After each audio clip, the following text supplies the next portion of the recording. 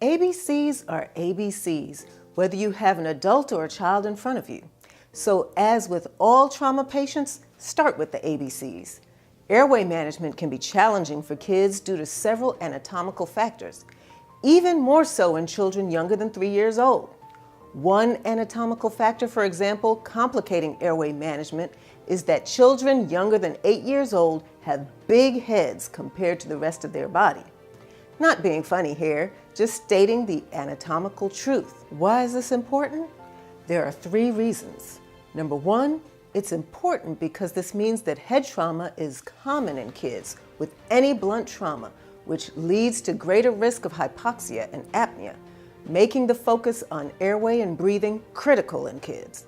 Number 2, specifically to the airway, it means that the child on a flat surface without proper padding under the body is not in the proper position for airway maintenance. The big head naturally flexes the neck in the supine position, causing airway obstruction.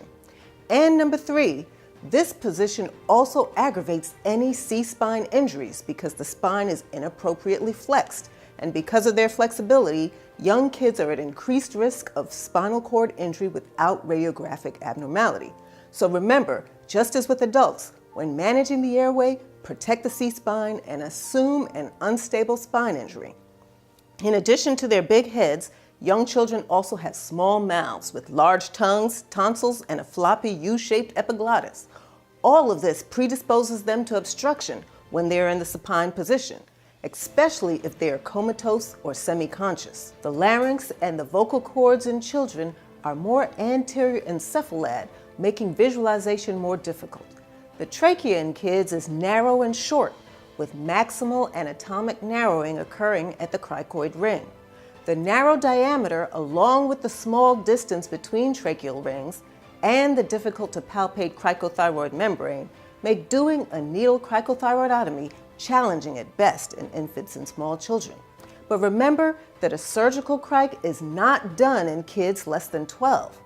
If the child is less than 12 and you are unable to intubate or otherwise secure the airway, you need to do a needle cric. And be sure that you know how to hook up the O2 to your needle cric. Some EDs have a special connector kit for this, but unless you're at a level 1 or 2 trauma center, your facility probably doesn't have the connector kit. Your options will most likely be directly connecting the O2 tubing to your catheter after cutting a side port in the tubing that you can occlude and release with your finger, or using a 3-way stopcock that will fit both your catheter and the O2 tubing. Check and test your equipment long before you actually need it. The short trachea means a higher risk of right mainstem bronchus intubation and of tube dislodgement, especially during patient transfer either to X-ray or off the spine board. Check and recheck your airway, especially if there is any deterioration. When you place an oral airway in kids, don't do that 180-degree twist that is commonly done in adults. You can use a tongue depressor to depress the tongue and then just put it right in. It's mentioned in the book, and I pointed it out as well in Chapter 2.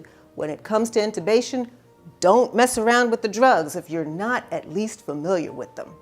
And it bears repeating, if your anesthesiologist is standing right there, by all means, let him do it. For the rest of us who don't intubate all day, every day, a pediatric resuscitation tape is vital. Your tube sizes, drug doses, and other crucial information is quickly and easily accessible on a good length-based resuscitation tape.